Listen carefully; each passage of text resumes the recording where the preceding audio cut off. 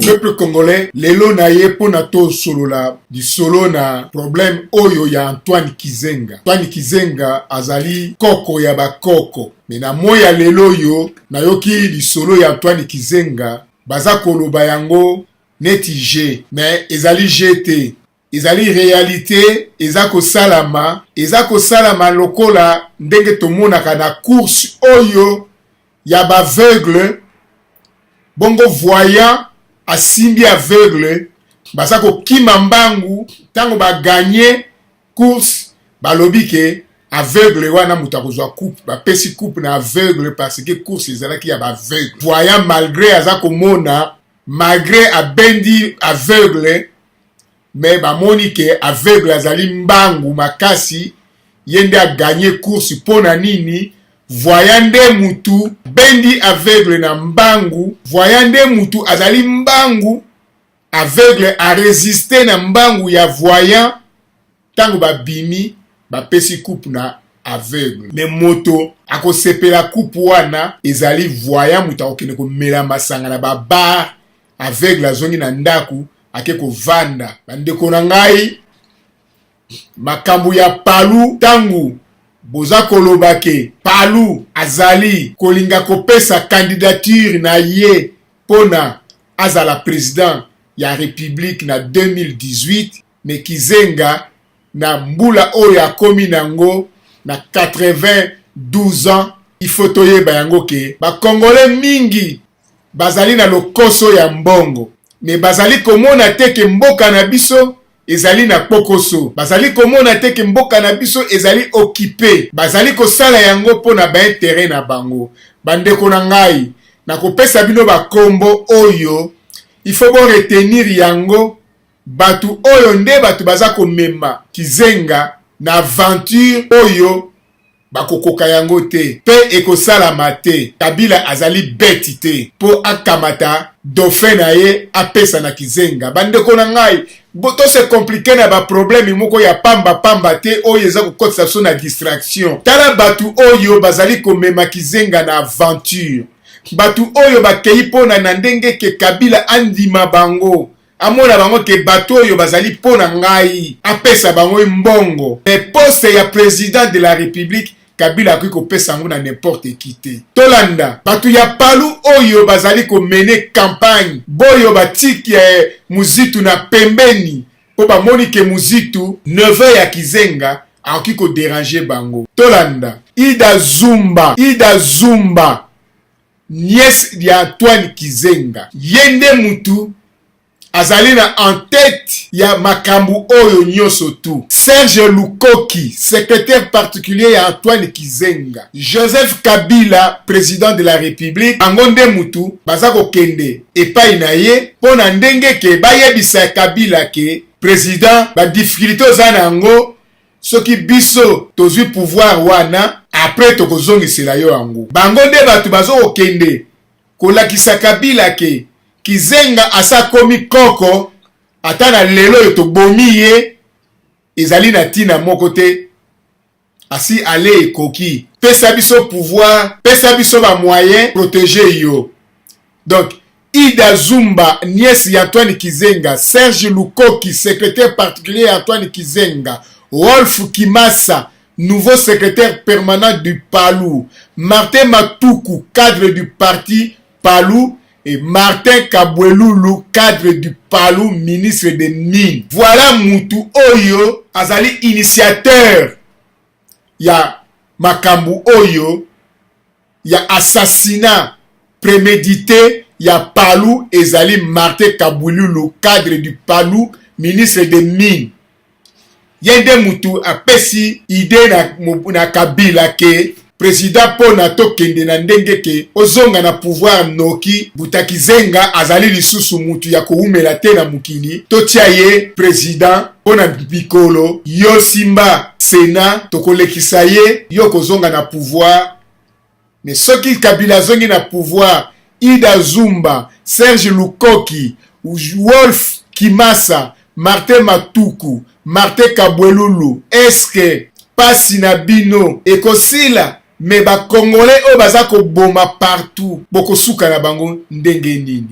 Bandeko na ngai, voilà batu oyo baza komema Palu na aventure oyo ye moko aza na tina nango te. Mais malgré yango, Palu azali coupable et complice ya ba meurtre nyoso tu ya assassinat nyoso tu oyo za kosalama na kati ya Congo. Palu azali rebelle, Kizenga azali rebelle comme Kabila. Batu tu oyo basali na Kabila, batu tu oyo ba collaborer na Kabila ba pasaki na rébellion. Bandeko na ngai, voilà na sali résumé ya muke po na biographie ya Kizenga. Bongo sima nango tokokota na ba makambo mususu.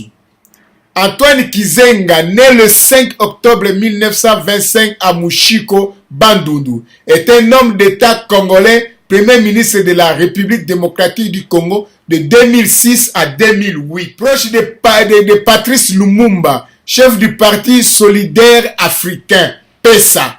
Kizenga a été vice-premier ministre en 1960 et 1961 et premier ministre de la rébellion en 1961. Kizenga azali na makila ya ba Congolais na maboko na ye banda 1961.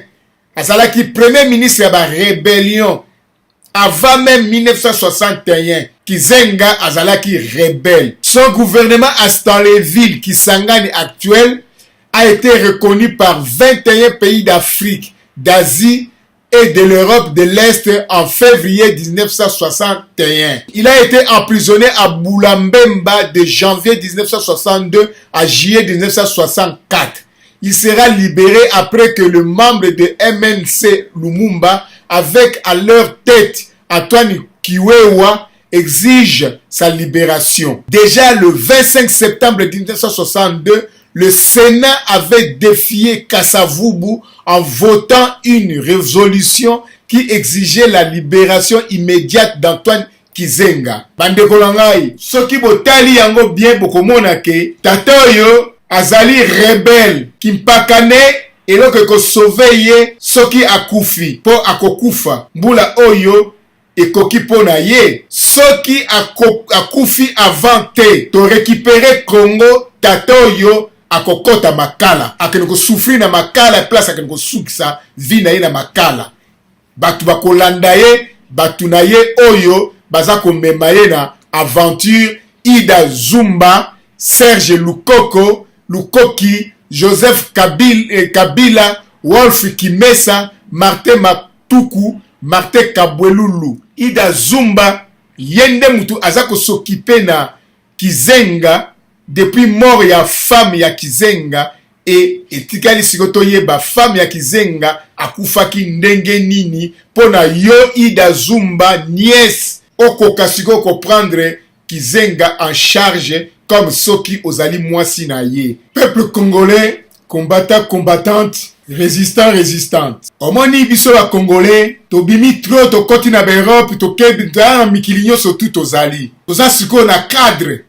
Na ba cadre oyo ke na moya lelo soki tozui responsabilité ya mboka na biso, to changer mentalité na biso, to ske na ba mentalité oyo bipai to uti na ba mikili. Ndenge to vivre na mikili. Congo ekosala 4 mois te to telemisi mboka na biso. Tala mpaka oyo Antoine Kizenga malgré ba âge na ye azozwa kaka peuple congolais neti ba bololé ba sous-homme ba analphabète. En tout cas soki natali yango pe bien mpaka oyo ayebi nesu likambo moko te batu bakomi kokoma koloba na place na ye lokola yende mutu aza koloba yango.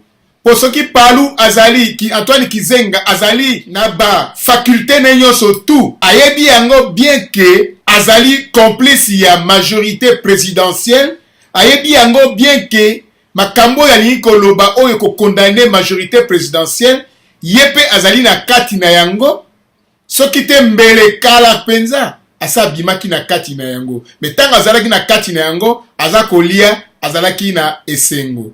Pour la preuve ane que ministre ya mine azali moto ya Palu, Martin Kapwelulu, cadre du Palu, ministre de mine. Mbula boni avandi wana e mbongo ya mini tomonaka yango te. E lelo yo Palou aya koloba na biso ke boyoka ngo bien. RDC Palou, Antoine Kizenga remue le couteau dans la plaie de la majorité présidentielle. Bande kolangai. Oyo ezali lokola, alinga misala lokola ke ezali ngai te ezali bango. Mais pourtant ye pe azali na kati. A remue couteau na plaie ya majorité présidentielle. Bongo ye azali nani? Kango azalaki ko collaborer na majorité présidentielle. Ye azali majorité présidentielle ou azali Palou en dehors? Non, azali considéré comme majorité présidentielle. Boyoka, Kinshasa le 18 janvier 2018. To se rappelait toujours Nabamakambu. Avant to ganga ou to loba n'importe quoi. C'est en sa qualité de doyen des hommes politiques de la République démocratique du Congo que Kizenga Antoine, secrétaire général du parti Lumumbu, s'est unifié, s'est adressé aux Congolais en ce moment où le pays traverse une période décisive qui consiste à sauvegarder la souveraineté du peuple chèrement acquise. C'est un message de vœu bien ficelé que le leader de Palou a adressé à l'ensemble de la population congolaise. Bandeko nangai, Palou ayebi yango ke ba Congolais baza ko kufa à partir du 18 janvier 2018.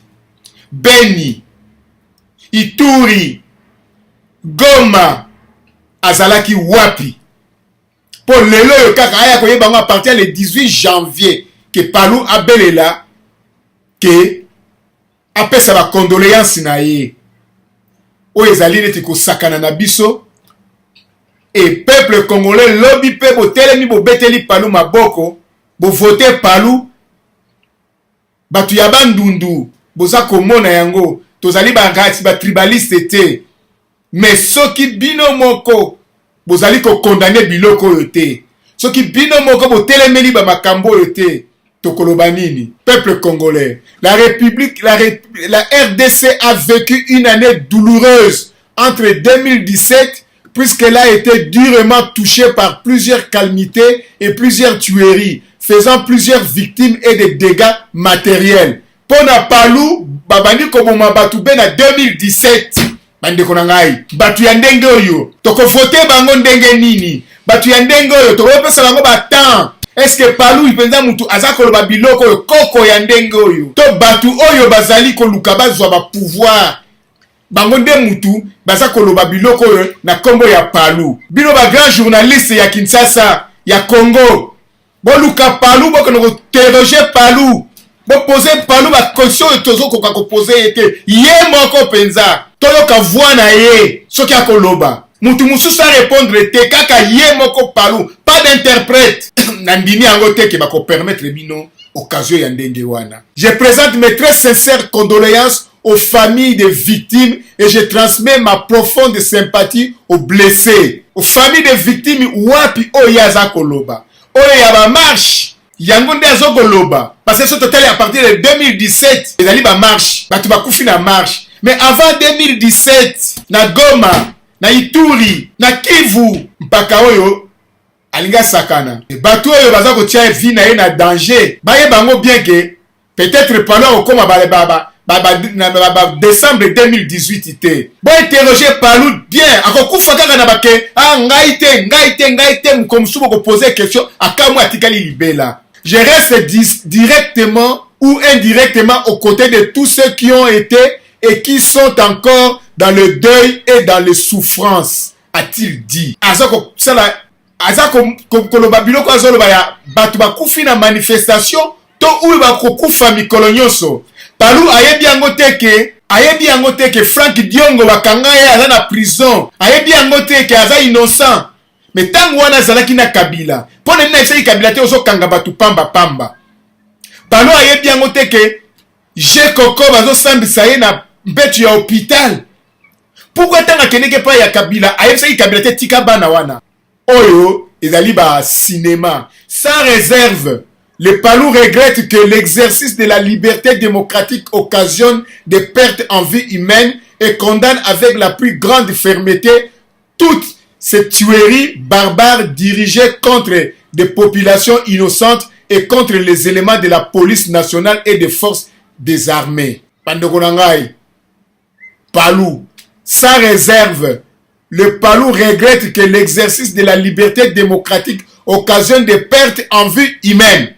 Des pertes en vie humaine et condamne avec la plus grande fermeté toutes ces tueries barbares dirigées contre la population innocente et contre les éléments de la police nationale et des forces des armées. Palou, Batubaza Kobomezali nde police armée. Yo sikoyo ozali ko regretter bango.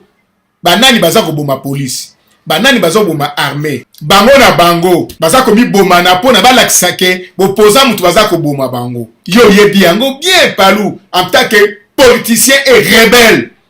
Oyebi système na bino. Omoni biloko yo ya kopesa batu bakanda. Yo kanisi ke ozo siko par ya ba population alors oza komi jindisa yo moko na kati ya nini. Sans réserve, sans réserve, le Palou regrette que l'exercice de la liberté démocratique occasionne des pertes en vie humaine et condamne avec la plus grande fermeté toutes ces tueries barbares dirigées contre la population innocente, contre les éléments de la police nationale et des forces armées. Donc, police et armée, forces armées, donc ça peut être innocent. Mais pour les Palou, la liberté d'expression est définie par la Déclaration universelle des droits de l'homme de 1948. Depuis quand est-ce que Oyebaki Yango pour Yozala qui partenaire donc partenariat Kabila okoka ko bango déjà bambula boni bovandi na ye oziliti Kabila comme na fin ya mandat na ye po oya koloba na biso biloko oyo non ezali mpoti na misu na biso ozingo tia biso poti na misu poto mona ke mulili ke Palou azapo na biso non ozo sala wana ozali coupable, criminel, complice, tueur, un criminel donc tokokanga yo loba liwa keneno avant.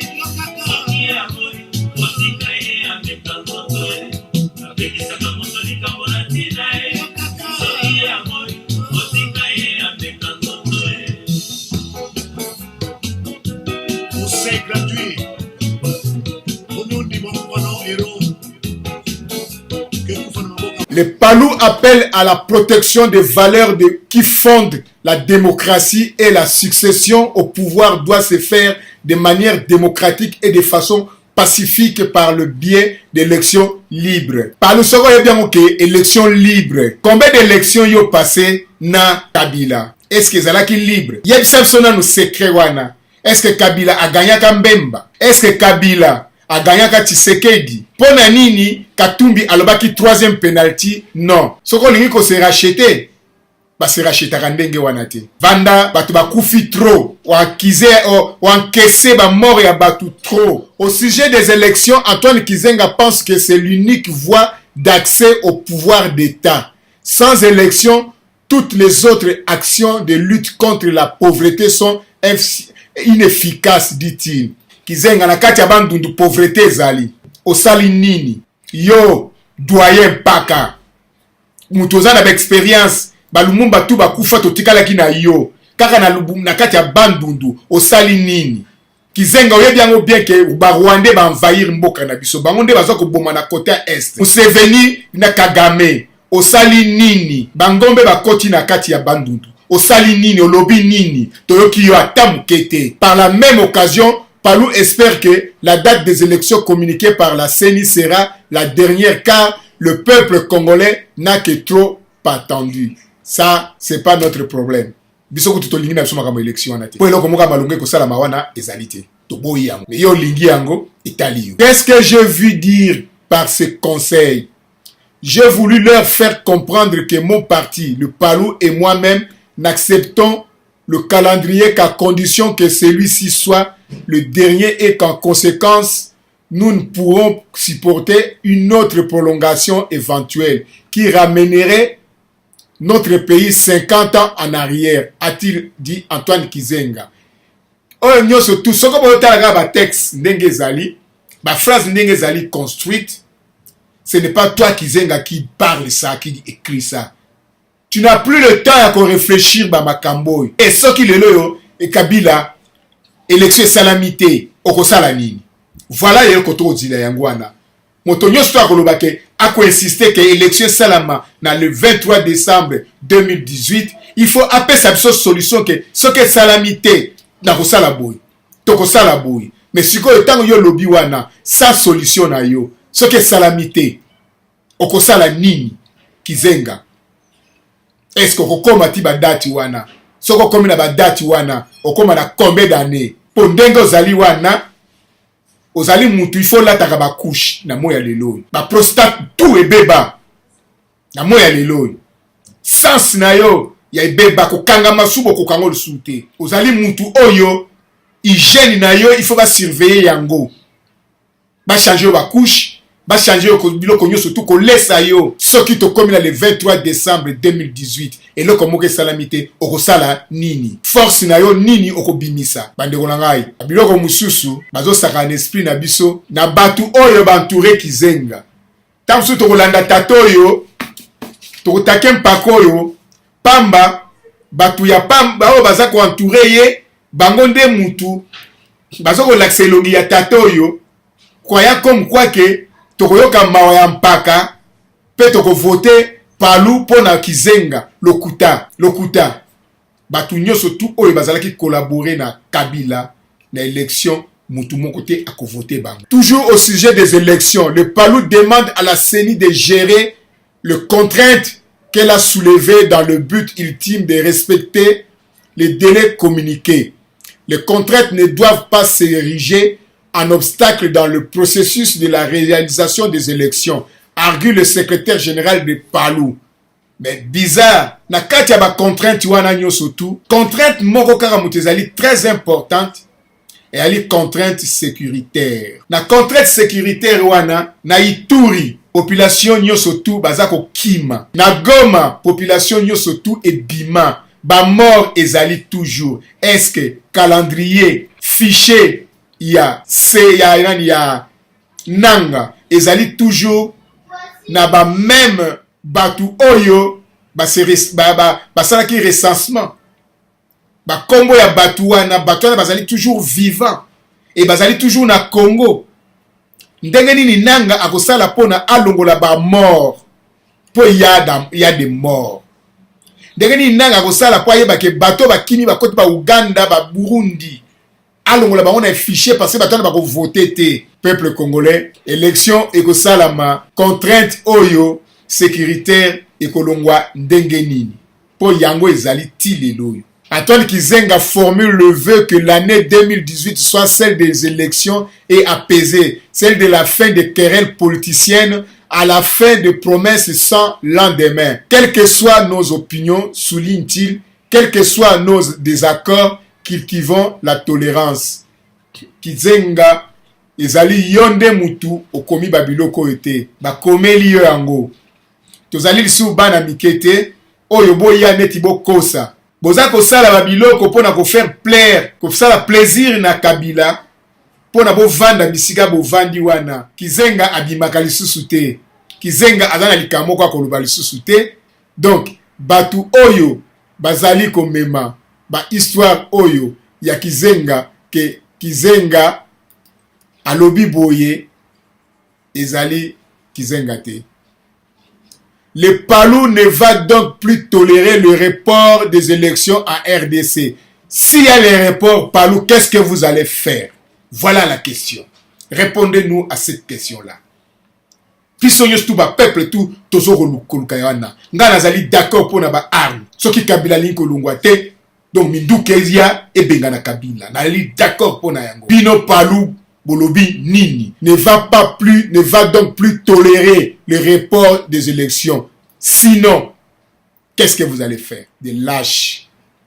Prenant le taureau par les cornes, Antoine Kizenga pense que la tripartite instituée par l'accord du 31 décembre 2016, comme dans le cadre d'évaluation du processus électoral, n'inspire plus confiance pour certains partenaires issus de l'opposition politique. Et toi, qu'en penses-tu, Kizenga?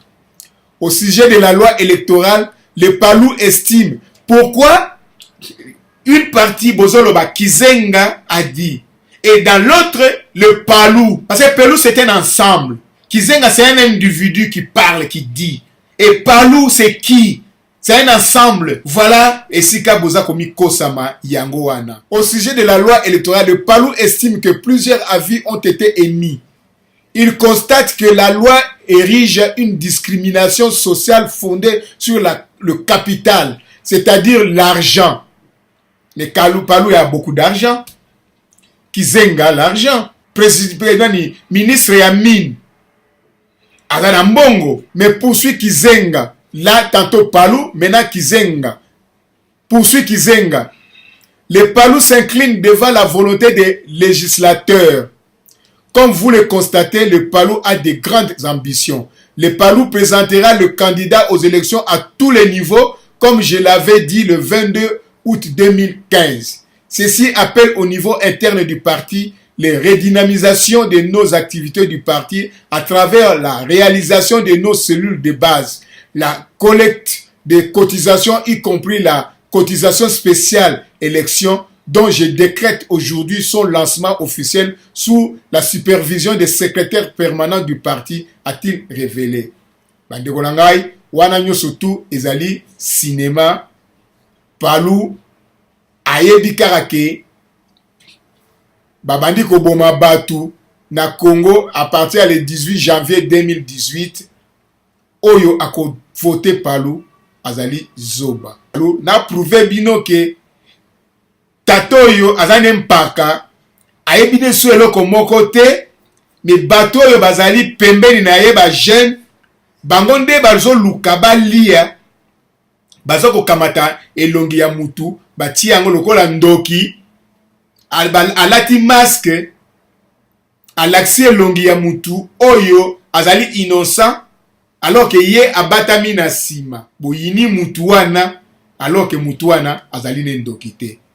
Tala biloko eza koleka sikoyo na Palou yango oyo balingi ba utiliser mpaka comme quoi que toyoka mawa ya mpaka tondima mpaka, mais Palou na sana etangele bino biographie ya Palou. Palou c'est un rebelle, bazalaki na basumialo bangwenye ba rebelle oyo bakotisaki terroriste na kati ya mboka na biso, ba mulele ba mamonema mulele mai. Peuple congolais, combattante, résistante. Tous à continuer toujours na Palou. On a collé ça peuple congolais que ceux qui biso moko to bundi pona mboka na biso te, moto akoki ko ya ko libérer mboka na biso akozala te. Et surtout biso ba diaspora, bima na mboka na biso pona nini? To kima ba pasi. Oyo akolo ba kilelo ke aya na Europe ou abima na Congo. Pour un plaisir azalite to kima pasi na pasi to kimi yango ndenge to ya ko sala to remplissa ba formulaire ya demande ya ngunda ya ndenge na ndenge. Mina moya lelo yo tangu tozali na libanda biso nde batu tokoka kokende ko sauver mboka wana tokoki ko sauver yango soki tolingi. Yoka tata oyo Antoine Kizenga le 19 janvier 2018, Kizenga alobi ke je conseille aux détenteurs du pouvoir de féliciter la sincérité du piment et de se méfier de l'hypocrisie du sucre. Peuple congolais, toyebi yango bien ke pilipili soko le yango iswaka. Yango na sincérité nango po ezo swa. Sukali soko le yango ezali elengi. Yango nde tomelaka nango ti, tomelaka nango poto. Bongo hypocrisie nango ezali wapi. Kizenga alingi koloba na biso ke mbongo ezali sukali. Yango ndenge bachibala baolenga nkoi bakenda balanda mbongo, elengi ya mbongo ndenge pe ye Kizenga alanda elengi ya mbongo. Pona nini na lero wana ayokaki sincérité ya pimante. Et lelo yo Kabila akomi na suka na ye na fin ya mandat na ye. Kizenga alingi alakisa biso ke il faut kokumisa sincérité ya piment. Sincérité ya piment ni so le piment ekoswa esukali elengi ya sukali. Yango ndenge mpuku aza kolia insecticide alobi ke ezali sukali na yebi ke na kokufa na ngai tika na lia libela po ezali sukali. E bandeko na ngai batu pe oyo balingi pe pima bazali. Yango Kizenga alulaki sikre awanganaki pima po eswaka elelo yo amemi biso wapi. Yende mutu akwai kolakisa exemple na kati ya mboka. Après bakasa vubu balumumba ezali ye. Metala tata oyo alani nzela oyo baza koboma ba Congolais. Alani nzela oyo ayebi yango bien ke Kagame baza kobarikade mboka. Baza koboma peuple congolais. Na moya lelo oyo akoloba nini?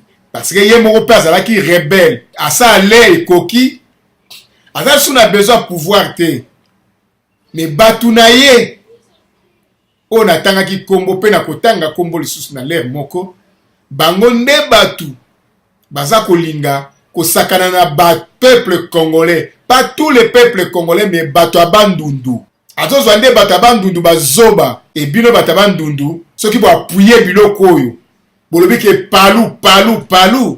Boza komona yango teke Palu a mema biso déjà na bolole na liwa eloko moko kosala lisusu ezalite. Tolanda Palu a dit: je conseille aux détenteurs du pouvoir de féliciter la sincérité du piment et de se méfier de l'hypocrisie du sucre, car celui qui vous dit que ça ne va pas n'est pas votre ennemi, mais un compagnon avec qui il faut réaliser les rêves d'un Congo meilleur et prospère.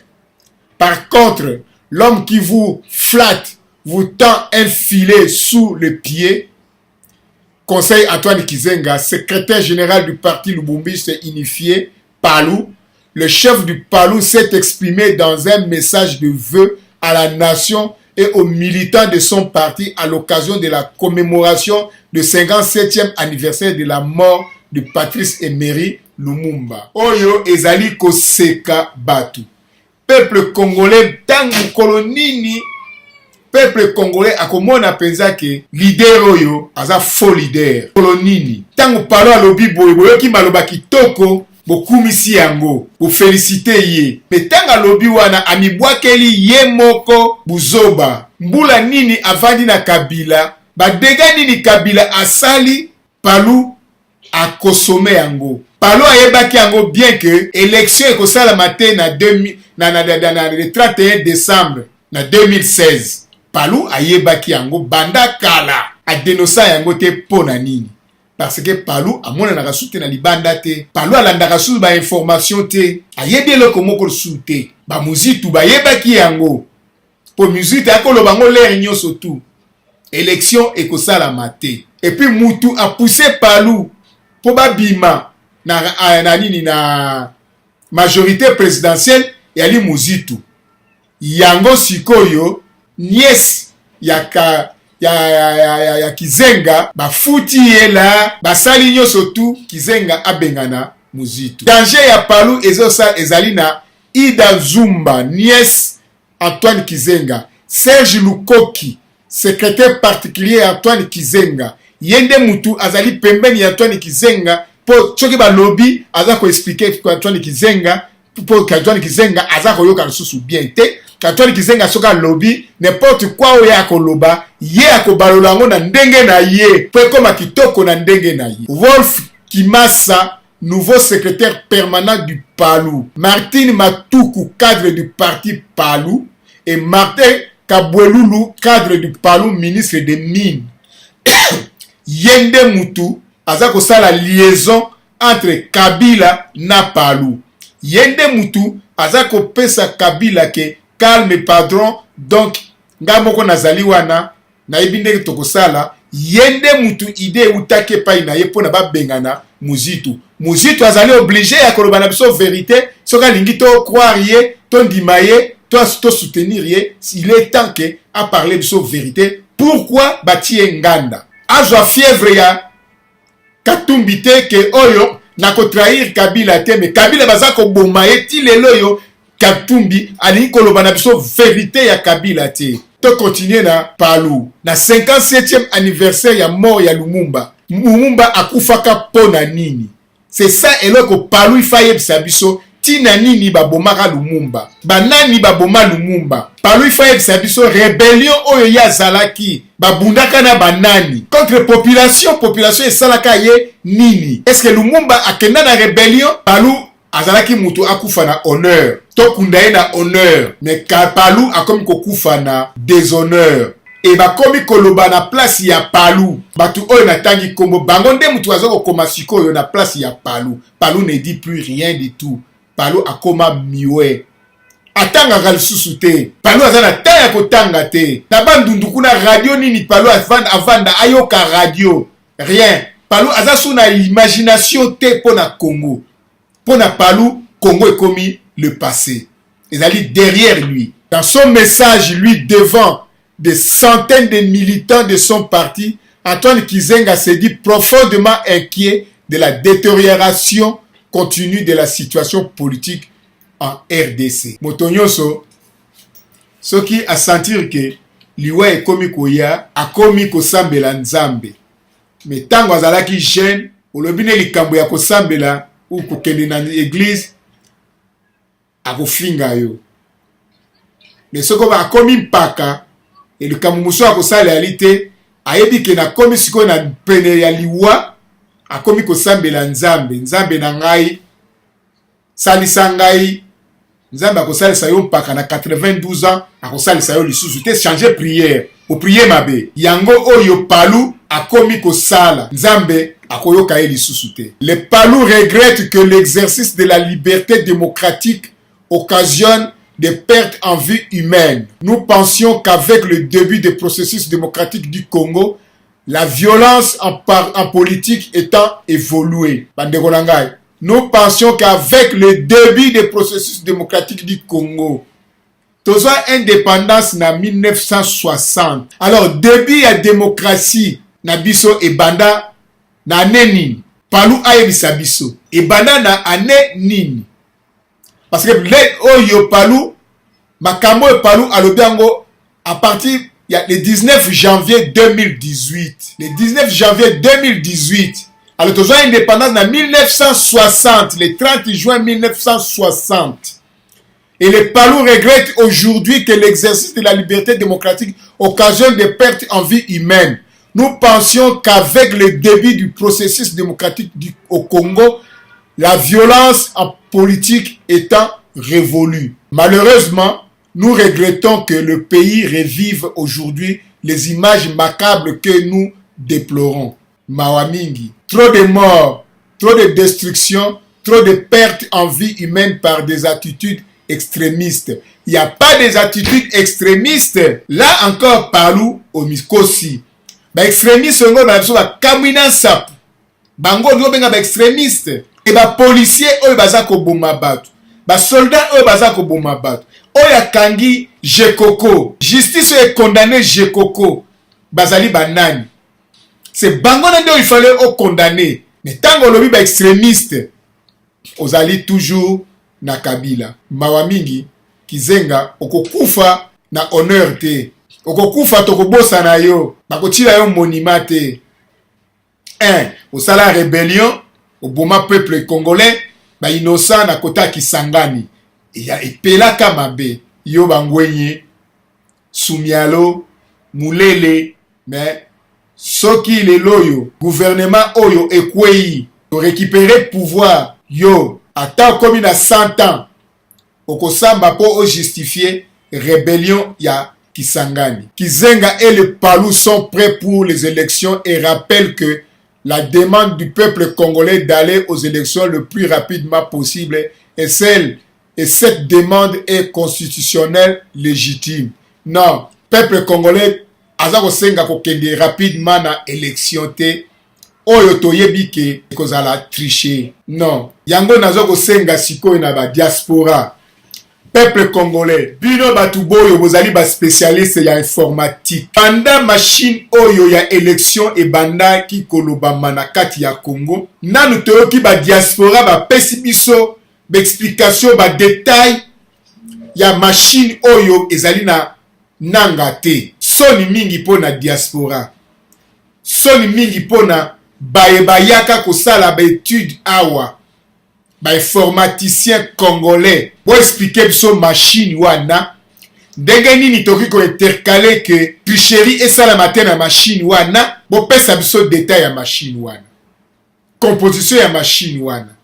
Mais diaspora boza kolanda ba makambo ya pamba ya buzoba, ba makambo ya solo boza kolanda yango te. Un type comme Palou a posé candidature na ye na élection présidentielle, bondimi yango pe sikoyo bino nyonso tu bokomi kaka wana Palou ezali Palou te, Palou ezali photo bakotia. Mais oyo bakopona na Palou mususu ona moya lelo soki ba voter ke Kizenga président de la République du Congo, une semaine ekokoka te bakoboma ye. Alors Kizenga aifaye bango bien ke batu oyo natangi bango wana nde basase ya Kizenga, batu bazoko préparer mort ya Kizenga banani. Ida Nzumba ye akotila ye na biloko akolia po ye mutasokipaka na Kizenga biloko akolia makambo nyonso ya Kizenga, ye mutazoko kipe nango. Ye nde mutu akobomba Kizenga na complicité ya Serge Lukoki,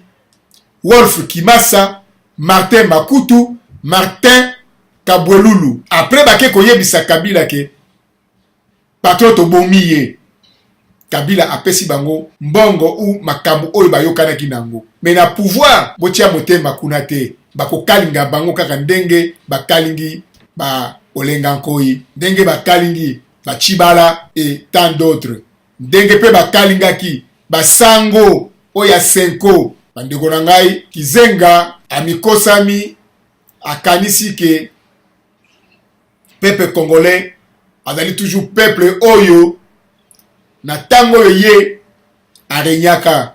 Mais tobima trop, nombre tobimi na tango ye azalaki tobimaka ndenge wana te. Palou promet d'avoir des candidats à tout niveau. Boki ozana bino ba candidat na bino na ba niveau nyonso tu, ezali démocratie. Mais kokanisa ke machine oyo ya tricherie oyo teni pa nanga abalola yango atia yo mutu ya Palou po Kizenga za wana te. Po Kizenga candidature ne ko kamwisa mutu nyonso. Un vieillard ya 92 ans va voter le président de la République, c'est impossible. Et même Kabila a pour un vieillard ya ndenge oyo comme dauphin na ye, c'est criminel. Kabila à cause de la bête jusqu'à ce niveau, à point wanate. Ba dauphin ya Kabila bazali. Zoé, ce qui Zoé te ekozala Jeannette. Pour perdre Mobimba, ba yebi que Kabila c'est un tueur.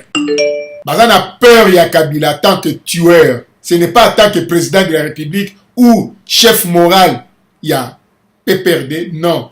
Babanga Kabila en tant que tueur. Je serais comblé de voir le Palou assumer l'impérium du pouvoir des mots vivants. Ah, oyo, ezali, conclusion basali, po basali, lokola ba l'accession que Palou mutalobaki babiloko.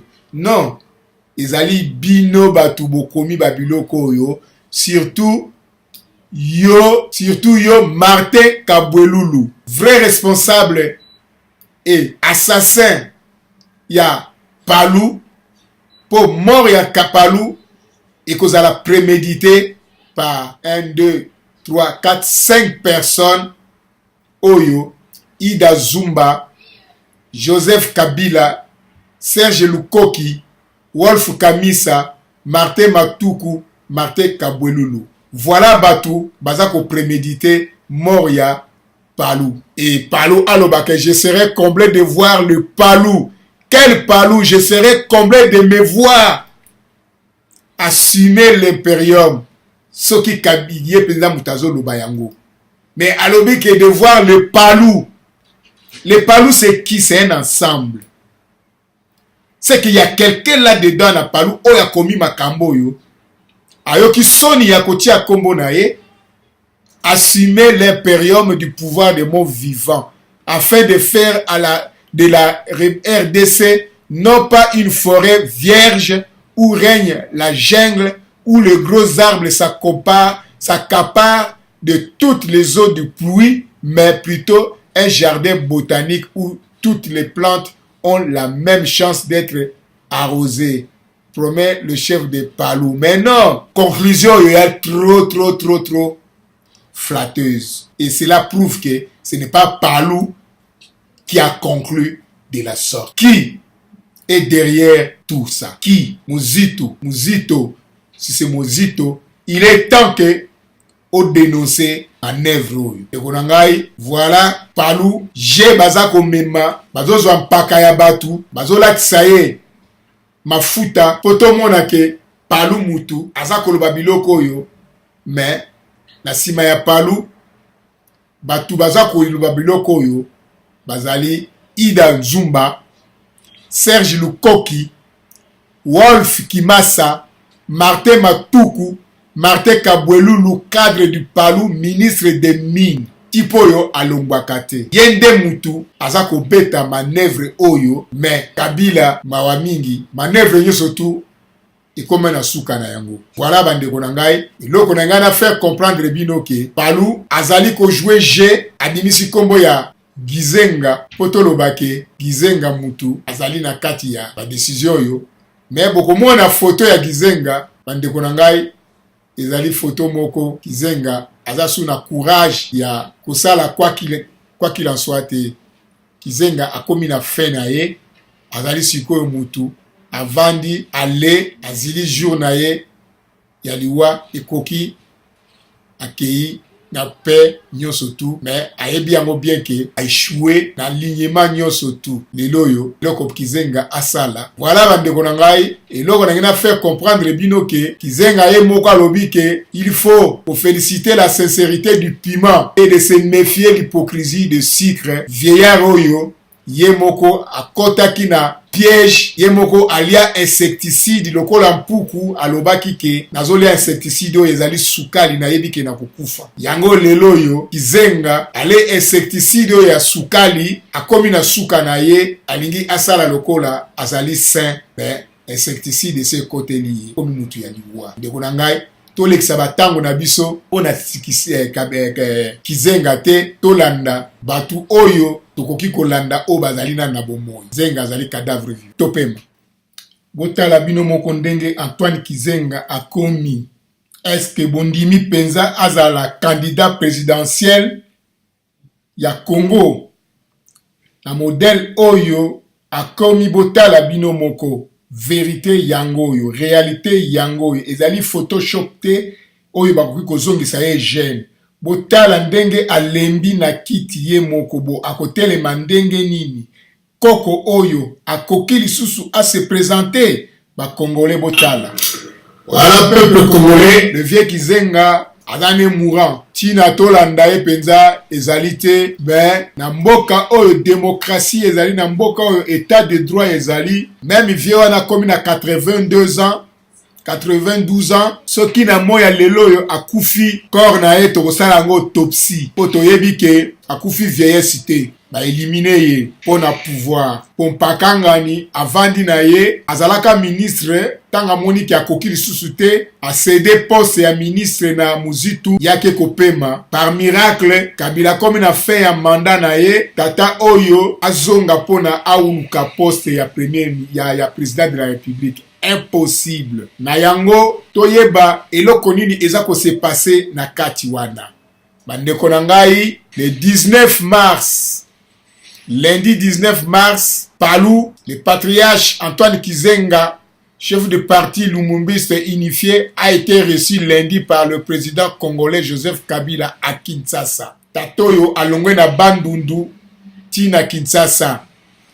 Alors, Nanga, pour un recensement, Nanga a déplacé qui matériel ya recensement, tina ndaku ya Gizenga, soit disant que buta akoki lisusu kotambola te, il faut pas que nous recenser na kati ya ndaku na ye. Alors ndenge nini tatoyo alongwe ti na bandundu na camion soki na voiture distance wana pe banzela ngo ezali asphalté te na mabele na babubu ya tout ça là ti na Kisasa elingi koloba ke batu oyo bazali na kati ya complicité bango nde mutu ba exige ye ba memi ye na makasi ti na Kinshasa. Alors Kizenga bakutani na Kabila makambo nini basololi na Kabila balingi koloba yango te, toyebi yango te. Mais soki otali photo oyo baza kotia po na Kizenga azala candidat présidentiel ba rajeunir Kizenga de 20 ans. Mais soki totali sikoyo photo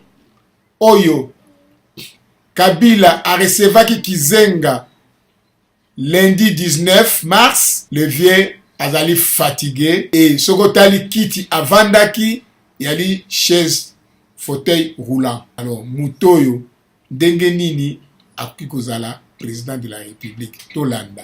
Du coup, ce lundi 19 mars, c'est bien le patriarche et chef du Palou, malgré ses 92 ans, qui a fait cette fois-ci le déplacement de sa résidence à celle du chef de l'État, situé au quartier Jelem, au centre-ville de Kinshasa. De quoi sont-ils parlés? Je n'ai pas le droit de m'expliquer là-dessus. Veuillez vous référer aux instances du parti, répond laconique Serge Lukoki. Serge Lukoki Oyo azali nani? Azali secrétaire particulier ya Antoine Kizenga. Et pourtant, ce qui otali na kati ya bureau Oyo Kabila a recevaki Kizenga, okomona Kizenga avandi entre Kabila na Kizenga, Serge Lukoki, secrétaire particulier Antoine Kizenga azali entre les deux. Ponanini avandi entre les deux. On y voit en effet Serge Lukoki assis entre le chef de l'État et le leader du Palou, marié à la fille de Ida Zumba. Serge Lukoki, boyoka sikoyo, situation ndenge ezali, po bozala clair na yango, bo comprendre loko nini ezako salama, ku nini bazako préparer, pona Antoine Kizenga, po balingi ba bomaye, pe bako bomaye. Boyoka bien. Qui est Serge Lukoki? Marié à la fille de Ida Zumba. Serge Lukoki, secrétaire particulier Antoine Kizenga, marié à la fille de Ida Zumba, nièce d'Antoine Kizenga, et de Lambert Matuku Memas, ministre du Travail. Voilà, Patoubazali, Nakatia Ku Oyo. Présents tous les deux dans la délégation.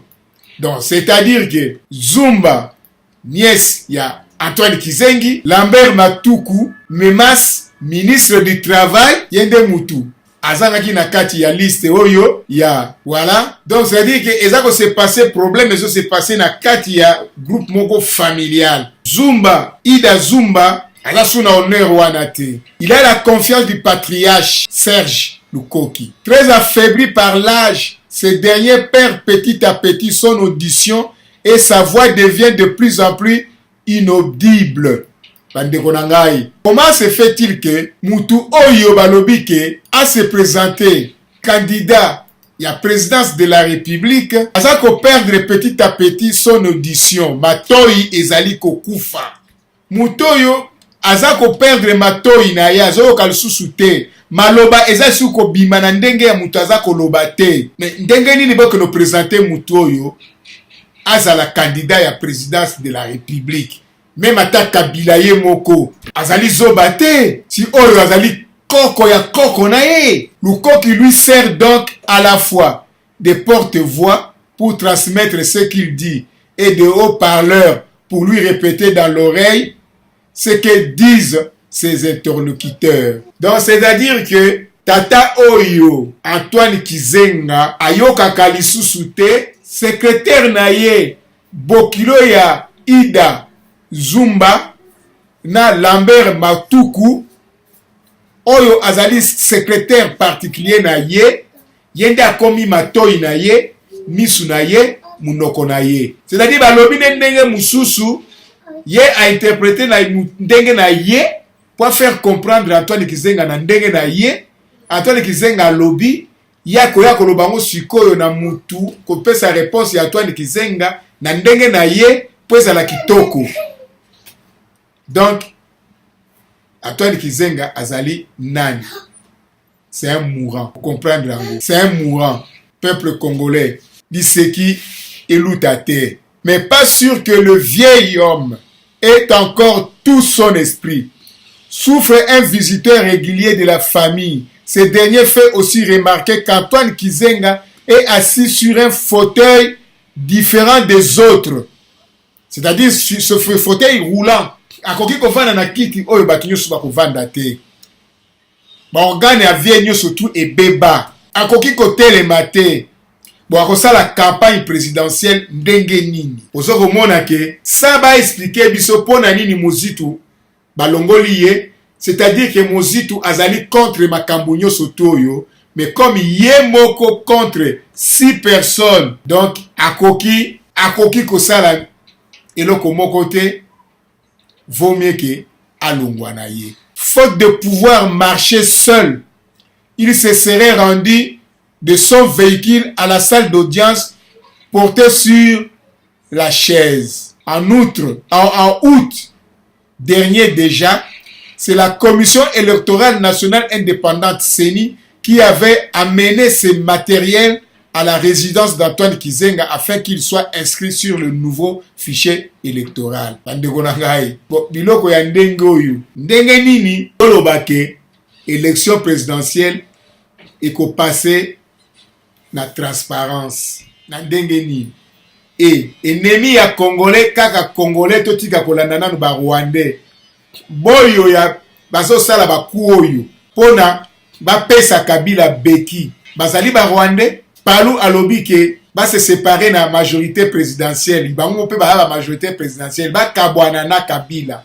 Mais Ida Zumba, Serge Lukoko, Wolf Kimasa, Martin Matuku, Martin Kabwelulu et Lambert Matuku mema bangonde batu oyo bazali corrompu comme ba Olengankoi na kati ya Palou.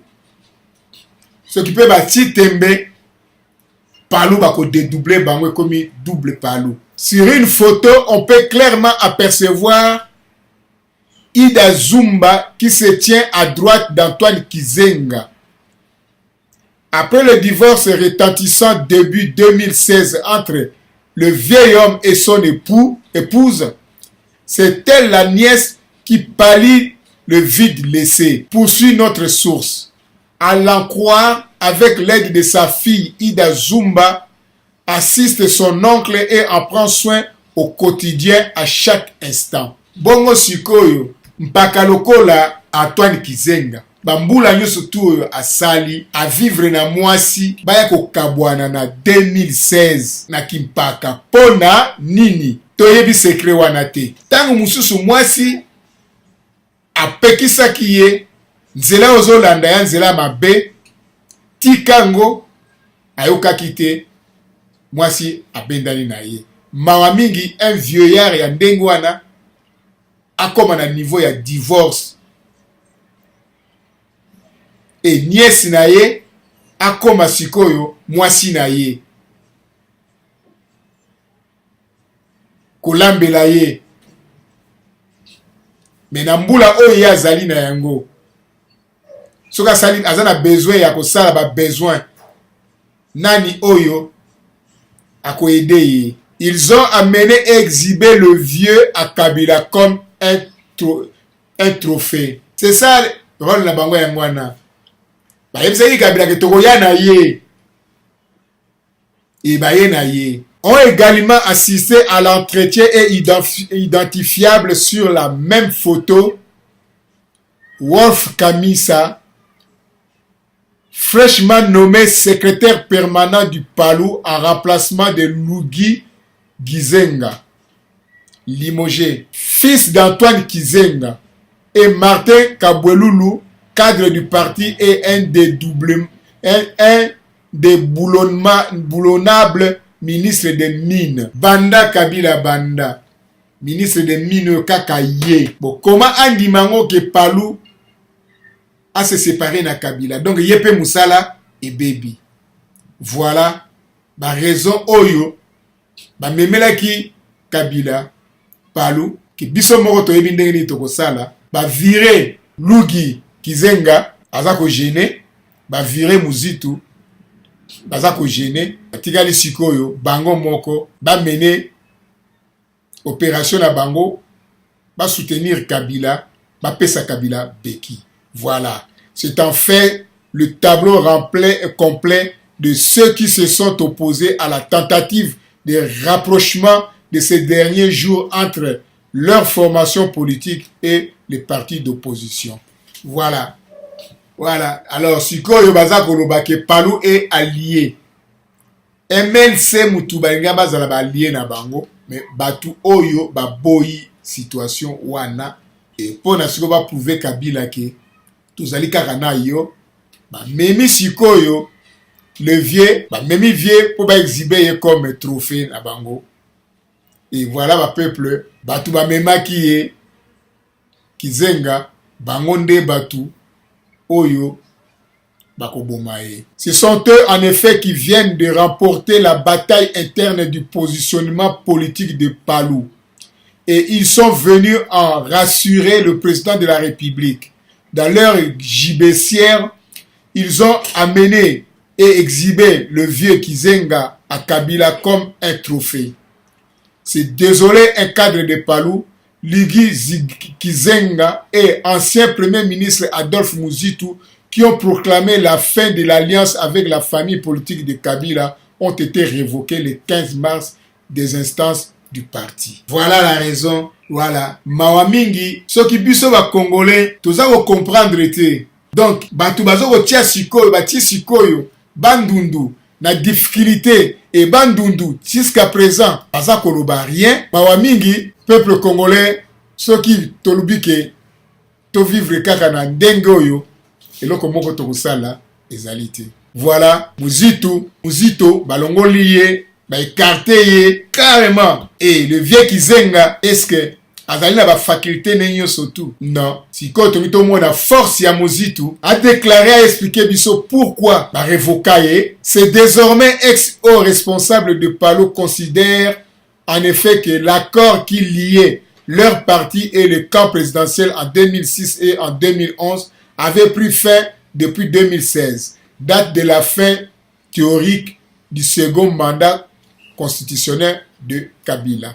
Serge Lukoki, lui, n'a pas été inquiété lorsqu'il a consigné avec les deux autres, Lugi Kizenga et Adolphe Muzitu, le communiqué conjoint sanctionnant le contact entre le Palou et le mouvement de libération du Congo MLC de Jean-Pierre Bemba.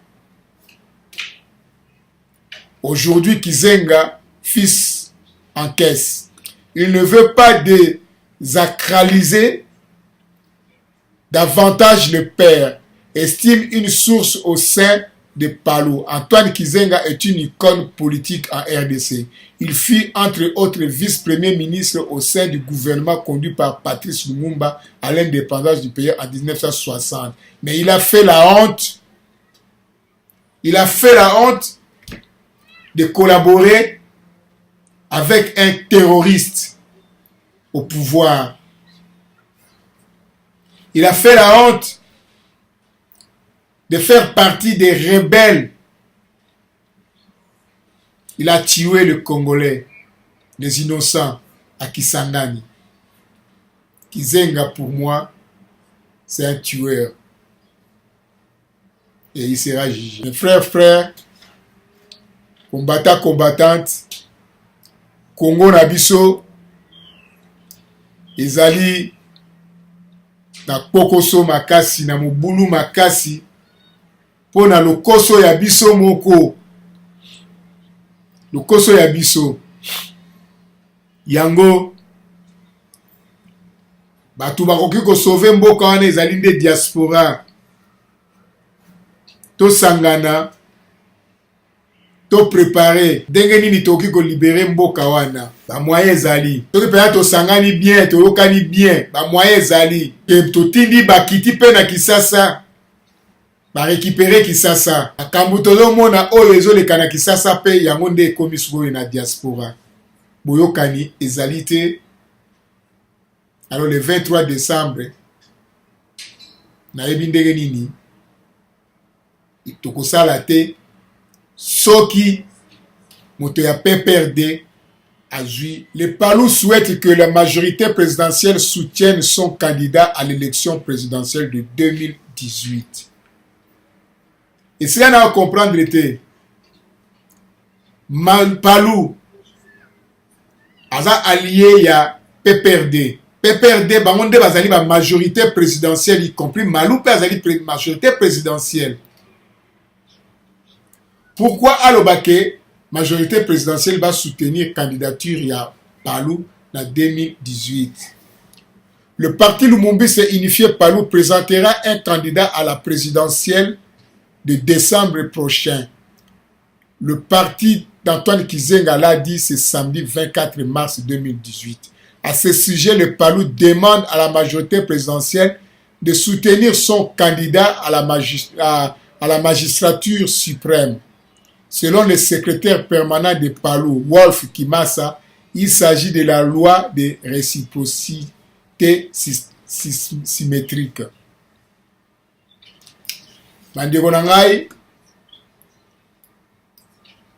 La loi de réciprocité symétrique, ça dit beaucoup.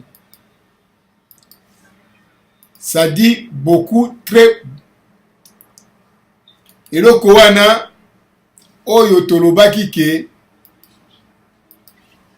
Kabila aza koluka moyen ya kotricher. Voilà Palou ayeli siko Kabila la réciprocité symétrique. De konangai Congo po eto bimana na difficulté toza nango ezali matata. En 2006 et 2011, le Palou avait soutenu le candidat de la majorité présidentielle. Et en 2018, le Palou attend que la majorité soutienne son candidat à l'élection présidentielle. C'est ce que le chef du parti Antoine Kizenga a dit au camarade Joseph Kabila lors de la dernière rencontre. Menteur. Ça, ce n'est pas vrai. Ça, ce n'est pas vrai que Kizenga a kende kokuta na Kabila pour aïbsa Kabila ke va soutenir le candidat présidentiel, il y a Palou pour la élection il y a 2000, le 23 décembre 2018. Non. Ce qui Palou Moutou à cause de la président, yango de loko bakene ko ilaksa Kabila ke tala candidat ezali Palou soutenir yo Rosimba Sénat pourtant to boma Palou yo directement pour récupérer pouvoir wana ok. Le Palou veut être au sommet du pays et nous tenons à ça, a déclaré Wolf Kimasa, secrétaire permanent de Palou au cours d'une conférence de presse. La semaine dernière, Antoine Kizenga a été reçu par Joseph Kabila, autorité morale de la majorité présidentielle. Les tractations sont actuellement en cours dans plusieurs états-majors de partis pour des alliances en prévision des élections censées se tenir le 23 décembre 2018 conformément au calendrier de la CENI. Voilà. Bandeko nangai. Bomoni bino moko ke Kizenga azali traite mais yete batu oyo bazali ko jouer jeu ezali Ida Zumba nièce d'Antoine Kizenga, Serge Lukoko secrétaire particulier ya Antoine Kizenga, Bokilo ya Ida Zuma na Lambert Mukuku Mema ministre du travail. Tozana Wolf Kimasa nouveau secrétaire permanent du Palou, Martin Matuku cadre du parti Palou et Martin Kabweloulou cadre du Palou, ministre de Mines. Bango nde mutu bazo mener opération Oyo ya Palou. Alors, bandeko na ngai, à 92 ans, Antoine Kizenga, une triste monnaie d'échange entre le Palou et Kabila. Finalement, le limogeage de Luigi Kizenga et Adolphe Muzitu à la tête de Palou, remplacé par Wolf Kimasa et Godefroid Mayombo, n'a rien enlevé à la ligne politique du parti d'Antoine Kizenga qui ne tarit pas d'ambition d'aligner un candidat président à l'élection présidentielle du 23 décembre 2018. Bandeko na ngai, wana ezali baventure oyo Palou azali kosala, mais ezali pesa Kabila beki, ezali des peuples congolais, prenez-vous en charge. Alors, présidentiel, bongo sikoyo Muzitu alobi nini na makambo nyonso tu oyo. Poto clôturer sikoyo, to luka Muzitu. Muzitu promet de prendre ses responsabilités en cas où le Palou n'alignerait pas un candidat. Mais Palou a dit que à quoi aligner candidat à tous les niveaux. Muzitu. Ozakolala. Après ce contact avec les MLC et l'UNEC, Adolphe Muzitu clarifie ses intentions au sujet de la présidentielle du décembre 2018. Il clame toujours son appartenance au Palou et pense se présenter au cas où le parti déciderait de ne pas aligner un candidat à la succession de Joseph Kabila. Dans une conférence du 25 mars 2018 adressée au secrétaire général du parti Lumumba s'est unifié, Palou Antoine Kizenga, l'ancien premier ministre Adolphe Muzitu promet de prendre ses responsabilités au cas où le Palou ne présentait pas un candidat à la prochaine présidentielle. Donc, sikoyo